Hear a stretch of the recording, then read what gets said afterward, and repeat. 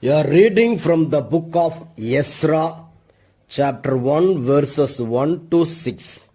In the first year of King Cyrus of Persia, in order that the word of the Lord by the mouth of Jeremiah might be accomplished, the Lord stirred up the spirit of King Cyrus of Persia, so that he sent a herald throughout all his kingdom, and also in a written edict declared, Thus says King Cyrus of Persia, The Lord, the God of heaven, has given me all the kingdoms of the earth, and he has charged me to build him a house at Jerusalem in Judah.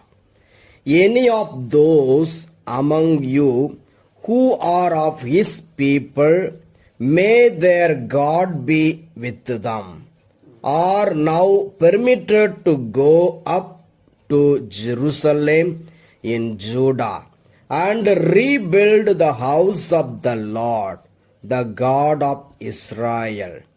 He is the God who is in Jerusalem.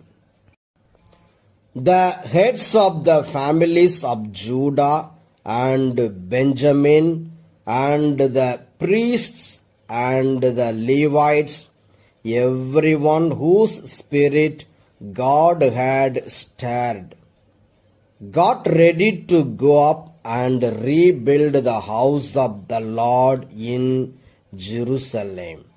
All their neighbors aided them with silver vessels, with gold, with goods, with animals, and with valuable gifts, besides all that was freely offered. The word of the Lord. Thanks be to God.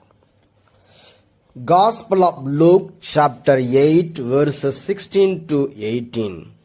No one after lighting a lamp hides it under a jar or puts it under a bed, but puts it on a lampstand, so that those who enter may see the light.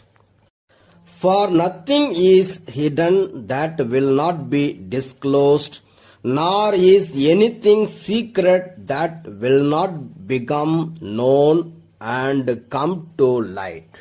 Then pay attention